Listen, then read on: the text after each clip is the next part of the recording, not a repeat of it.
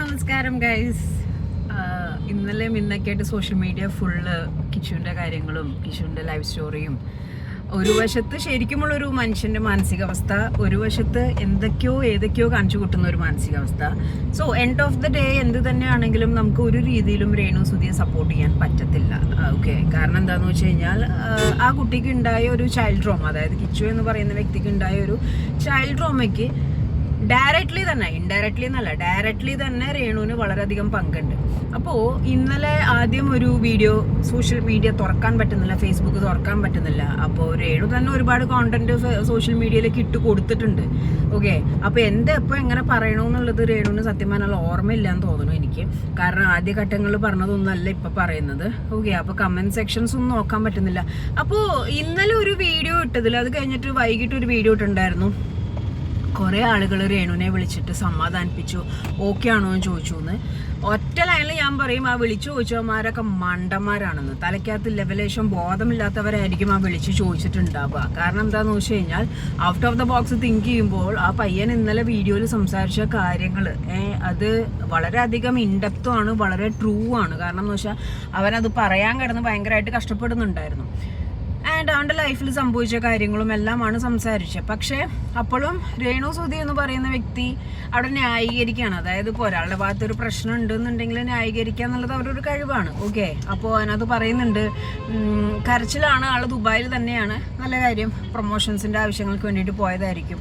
അപ്പോൾ ആ ഒരു സംസാരത്തിലേ നമുക്കൊരു ഇത് തോന്നുന്നില്ല. കാരണം ഫേസ്ബുക്കിലിട്ട് ഏതോ ഒരു ചേച്ചിയുടെ വീഡിയോനെ പറ്റി സംസാരിക്കുന്നു, അതേപോലെ ഞങ്ങൾ തമ്മിൽ അങ്ങനെ പ്രശ്നങ്ങളൊന്നും ഇല്ല എന്നുള്ള രീതിയിൽ പറയുന്നു, എന്തുകൊണ്ട് ഇങ്ങനെ സംസാരിച്ചു എന്ന് പറയുന്നു. ഒന്നിലും ഒരു രീതിയിലൊരു ലോജിക്കില്ല.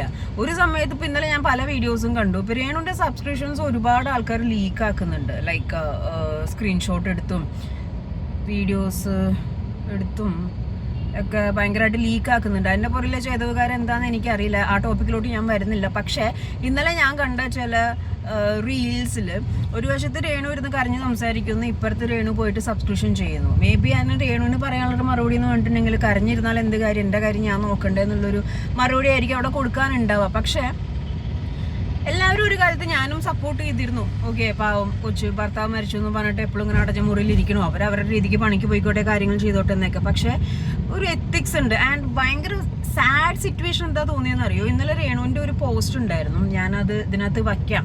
അതിനകത്ത് വന്നിരിക്കുന്ന കുറച്ച് കമൻസും. കാരണം എന്ന് വെച്ചാൽ ഒരു വ്യക്തി ആത്മഹത്യ ചെയ്യാൻ പോകുന്നു അല്ലെങ്കിൽ ആത്മഹത്യയുടെ വക്കിലാന്ന് പറയുമ്പോൾ ഒരു ഗ്രൂപ്പ് ഓഫ് ആളുകളാണ് നീ ചെയ്തില്ലേ, അഡ്വാൻസ് RIP എന്നൊക്കെ പറഞ്ഞാൽ കൊടുത്തിരിക്കുന്നത്. അപ്പോൾ എത്രത്തോളം ആ വ്യക്തി ആളുകളുടെ വെറുപ്പ് നേടിയിരിക്കുന്നു എന്നുള്ളതിന് ഒരു ഡൗട്ടും ഇല്ല. കാരണം നമുക്ക് സൊസൈറ്റിയിലെ എല്ലാവരെയും സന്തോഷിപ്പിച്ചും ഓക്കെ ആക്കിയിട്ടൊന്നും നമുക്ക് ജീവിക്കാൻ പറ്റത്തില്ല. എൻഡ് ഓഫ് ദ ഡേ നമുക്ക് നമ്മുടേതായ ഇഷ്ടങ്ങളുണ്ട്. പക്ഷെ എന്നാൽ പോലും ഒരു എത്തിക്സ്, ഒരു ജെന്യൂനിറ്റി എന്ന് പറയുന്ന ഒരു സംഭവങ്ങളുണ്ട്.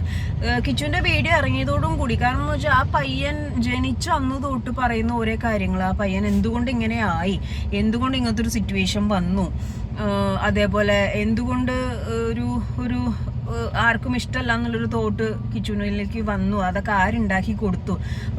ഒരു സമയത്ത് തന്നെ സ്വന്തം അമ്മ, പിന്നെ വേറെ 2 അമ്മമാർ വേറെ. ഈ 2 അമ്മമാർക്കാണെങ്കിലും ഇവന് ഇഷ്ടമല്ല, ഇവൻ്റെ അടുത്തേക്ക് വരാറില്ല. രേണു സുധി ആണെങ്കിലും മീഡിയാസ് വരുമ്പോൾ എൻ്റെ ഫ്രണ്ടിൽ ഇതാ കിച്ചു വിളിക്കണമെന്ന് പറഞ്ഞ് കോൾ എടുക്കുന്നു. ഇതിൻ്റെയൊക്കെ പുറയിലേക്ക് എന്താണ് ശരിക്കുമുള്ള ഒരു ഹിഡൻ ട്രൂത്ത് എന്നുള്ളത് കിച്ചു സംസാരിച്ചതോടുകൂടി എല്ലാവർക്കും ക്ലിയർ ആയി, മനസ്സിലായി.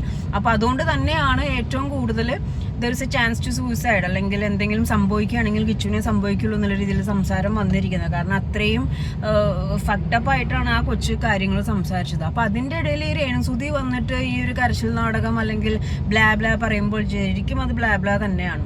ഓക്കെ, കരയുന്നു സബ്സ്ക്രിപ്ഷൻ ഇങ്ങനെ തന്നെയാണ്. ഓക്കെ, അപ്പോൾ ഈ നമ്മൾ സംസാരിക്കുമ്പോൾ അല്ലെങ്കിൽ നമ്മൾ കാര്യങ്ങൾ ചെയ്യുമ്പോൾ അതിനകത്ത് എത്ര തന്നെയാണെങ്കിലും ഒരു സത്യസന്ധമായ കാര്യങ്ങൾ ഉണ്ടാവണം. ഇപ്പോൾ രേണു തന്നെ ഇന്നലെ പറയുന്നുണ്ട്, അക്സെപ്റ്റ് ചെയ്തുകൊണ്ടാണ് കല്യാണം കഴിച്ചതെന്ന്. ഓക്കെ, എനിക്കൊരു മോനുണ്ട്, അത് സാരില്ല എന്ന് പറയുന്നതല്ല അക്സെപ്റ്റൻസ്. ഓക്കെ. ഋതപ്പനെ എങ്ങനെയാണ് രേണു നോക്കണതെന്ന് എനിക്കറിയാൻ പാടില്ല. ഋതപ്പനെ നോക്കിയ രീതി ചെറിയൊരു ക്ലിപ്പിങ്സ് റീൽസിൽ കണ്ടപ്പോൾ തന്നെ എനിക്കത് അത്ര സുഖമായിട്ട് തോന്നിയില്ല. ഓക്കെ. അപ്പോൾ കുട്ടി ഉണ്ടെന്ന് അറിഞ്ഞിട്ട് കല്യാണം കഴിക്കുന്നതല്ല അക്സെപ്റ്റൻസ്. കുട്ടി ഉണ്ടെന്ന് അറിഞ്ഞിട്ടും ആ കുട്ടിയെ സ്വന്തം മോനെ പോലെ നോക്കുന്നതാണ് അക്സെപ്റ്റൻസ് എന്ന് പറയുന്നത്. രേണുവിൻ്റെ കയ്യിൽ നിന്ന് മൊത്തം പാളി, മനസ്സിലായോ? അപ്പോൾ ഇനി വെറുതെ ഈ പറഞ്ഞ മാതിരി രേണുവിന് തോന്നിയിട്ടുണ്ടാവും ഒരു പെണ്ണായ ഞാൻ ആത്മഹത്യയുടെ മുന്നിലാന്നൊക്കെ പറയുമ്പോൾ ഒരുപാട് ആൾക്കാർ സപ്പോർട്ട് ചെയ്യാനുണ്ടാവും. ആ കാലമൊക്കെ മാറി. പെണ്ണാണെങ്കിലും ആണാണെങ്കിലും ആരുടെ ഭാഗത്താണ് ശരിയെന്ന് നോക്കിയിട്ട് നിൽക്കുന്ന ആളുകൾ ഒരുപാടുണ്ട്. ഓക്കെ. അപ്പോൾ കൂടുതൽ കരച്ചിൽ നാടകം കൊണ്ട് വന്നിട്ട് ഇല്ല നാണക്കേടിൻ്റെ എക്സ്ട്രീമിലോട്ട് പോകണ്ടെന്നേ എനിക്ക് പറയാനുള്ളൂ.